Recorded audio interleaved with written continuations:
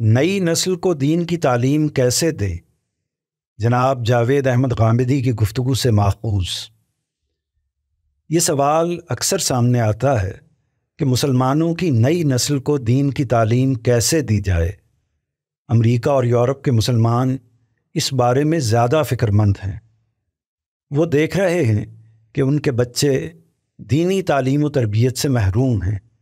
نہ درسگاہوں میں اسلام کی تعلیم دی جاتی ہے، نہ ریاستی سطح پر اس کا بندوبست ہوتا ہے، اور نہ معاشرتی ماحول کوئی کردار ادا کرتا ہے۔ مسلم ممالک میں اگرچہ مدارس، ریاست اور معاشرہ تینوں سطحوں پر مذہبی تعلیم کا بندوبست ہے، مگر یہاں بھی صورتحال زیادہ مختلف نہیں ہے۔ مغرب میں اگر دینی تعلیم کی عدم دستیابی ہے تو یہاں دستیابی کے باوجود دینی تعلیم سے بے نیازی اور بے رغبتی کا رجحان ہے۔ نئی نسل میں دین سے دوری کا یہ سلسلہ اگر اسی طرح جاری رہا تو اندیشہ ہے کہ مستقبل میں اللہ کا دین مسلمانوں کے لیے اجنبی ہو جائے۔ اس کا مطلب یہ ہے کہ لوگ اس ہدایت سے دور ہو جائیں گے جس پر ان کی اخروی نجات کا انحصار ہے۔ یہ صورتحال مسلمان والدین کے لیے بہت پریشانی کا باعث ہے، چنانچہ وہ ہر صاحب علم سے اسے بیان کرتے اور اس کا حل دریافت کرتے ہیں۔ دینی تعلیم سے بے رغبتی کے اسباب۔ اس مسئلے کے حل کے لیے سب سے پہلے مسئلے کے اسباب کا ادراک ضروری ہے، یعنی یہ جاننا ضروری ہے کہ یہ تشویشناک صورتحال کیوں پیدا ہوئی ہے۔ ذرا سا غور کیا جائے تو واضح ہوگا کہ اس کے دو بڑے اسباب ہیں۔ ایک سبب جہالت ہے اور دوسرا سبب دین کی جبری تعلیم ہے۔ جہالت، علم سے دوری اور جہالت مسلمانوں کا سب سے بڑا مسئلہ ہے۔ یہ جس طرح دنیاوی علوم کے بارے میں پائی جاتی ہے، اسی طرح دینی علوم کے بارے میں بھی پائی جاتی ہے۔ سائنس اور دیگر دنیاوی علوم میں تو بتدریج کچھ توجہ پیدا ہو رہی ہے، لیکن جہاں تک دینی تعلیم و تربیت کا تعلق ہے تو اس معاملے میں ہم انہی صدیوں پرانے طریقوں پر چل رہے ہیں جو دین کے فہم کی راہیں کھولنے کے بجائے انہیں بند کرتے ہیں۔ ان طریقوں کے مطابق دین کی تعلیم یہ ہے کہ قرآن مجید کی کچھ صورتوں کو یاد کر لیا جائے، سیرت النبی صلی اللہ علیہ وسلم کے بعض اجزاء کا سرسری مطالعہ کر لیا جائے، عقائد کے کچھ کلمات کو ازبر کر لیا جائے اور چند اعمال کی مشق کر لی جائے۔ اسی کو دین کی تعلیم سے تعبیر کیا جاتا ہے۔ اس طریقہ کار میں نہ دین کی بنیادوں کو سمجھایا جاتا ہے، نہ اس کے نظریات و عقائد کو شعور کا حصہ بنایا جاتا ہے، نہ سیرت کو قرآن کی روشنی میں پڑھایا جاتا ہے، اور نہ دین کے مختلف اعمال اور احکام کے اسباب و محرکات کو واضح کیا جاتا ہے۔ دین کی تعلیم کو اس طرح پیش کیا جاتا ہے گویا یہ کچھ باتوں کو بے سوچے سمجھے ماننے اور ان پر عمل کرنے کا نام ہے۔ ہمارا معاشرہ، ہمارے علماء، ہمارے مذہبی تعلیم کے ادارے اسی طرز عمل کو پروان چڑھاتے ہیں۔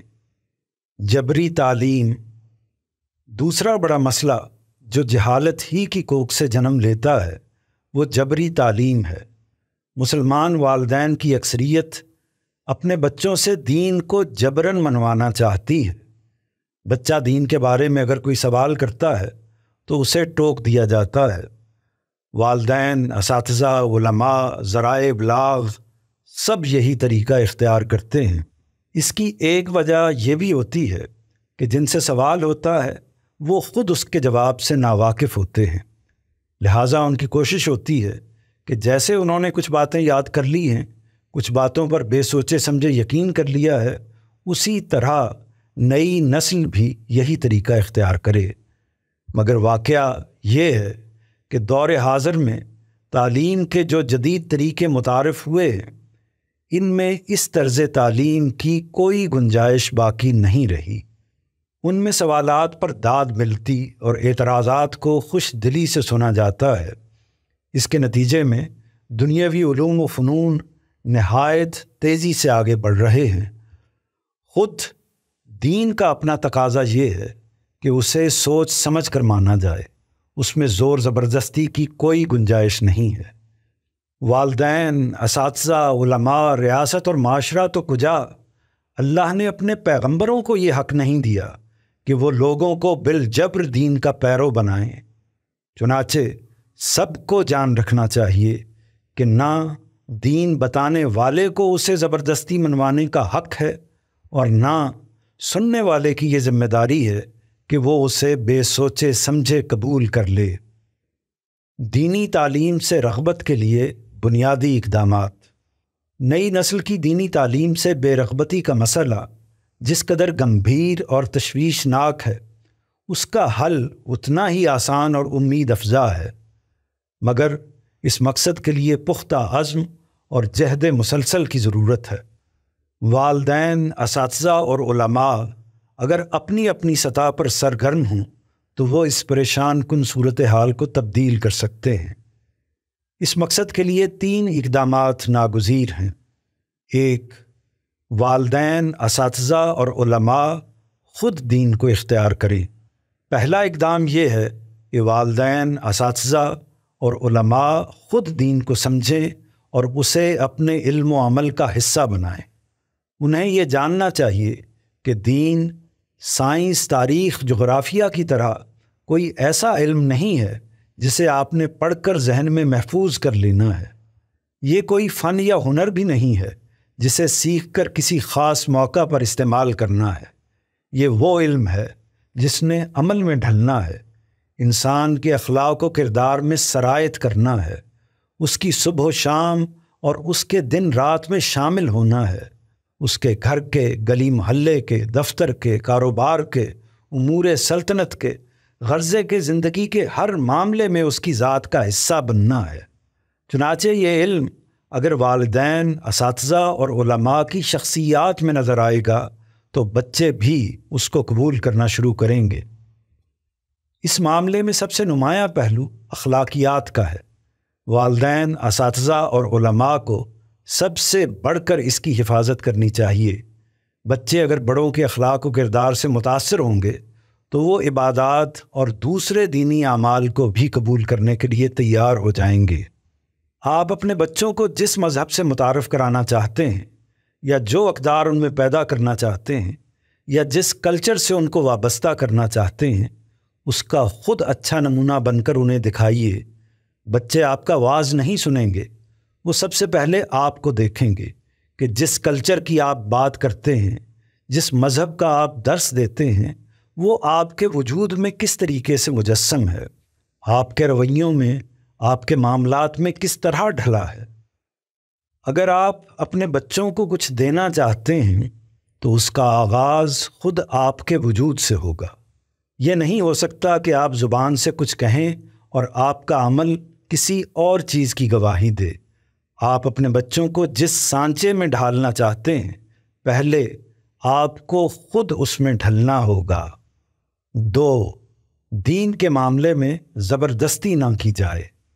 دوسرا اقدام یہ ہے کہ والدین، اساتذہ اور علماء نئی نسل کے ساتھ زور زبردستی کے طریقوں کو بالکل ختم کر دیں۔ یہ طریقے اب دنیا میں متروک ہو چکے ہیں۔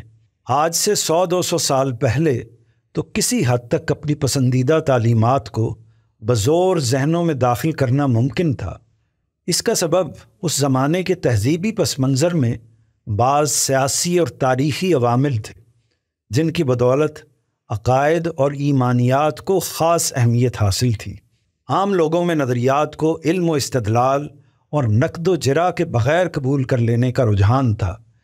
اسی بنا پر ول ڈیورا نے اس زمانے کو عصر الایمان یعنی ایج آف فیتھ سے تعبیر کیا ہے، مگر اس وقت یہ ساری بساط الٹ چکی ہے۔